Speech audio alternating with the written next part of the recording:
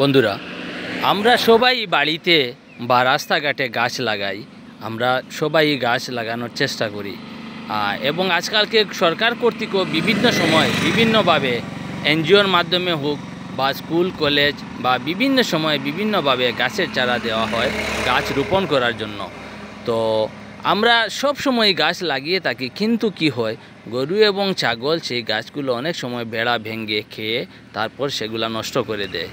তো স্বাভাবিক, যদি এগুলা গরু ছাগল বেড়া ভেঙে না খেত তাহলে আমাদের কোনো গাছপালার কোনো অভাব হতো না, আমাদের চতুর্দিকে পর্যাপ্ত পরিমাণে গাছপালা থাকতো। তো আমি এখানে এসে একটা বিশেষ একটা নজির দেখতে পেলাম যে এখানে অতি সুন্দরভাবে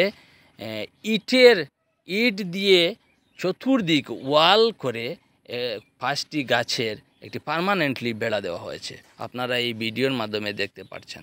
তো এটা একটা খুবই সুন্দর একটা উদ্যোগ। এখানে পঞ্চবৃক্ষ আছে, আম, কাঁঠাল, তারপরে নিম গাছ, চম্পা ফুলের গাছ আপনারা দেখতে পাচ্ছেন। আর গাছগুলো অনেক বড় হয়ে গেছে। তো অতি সুন্দর একটা এখানে উদ্যোগ নেওয়া হয়েছে। আর আশা করি এই গাছগুলো অনেক বড় হয়ে যাবে, অনেক জায়গায় ছায়া দিতে পারবে, আর এই গাছগুলো ছাগল গরু খেতেও পারবে না।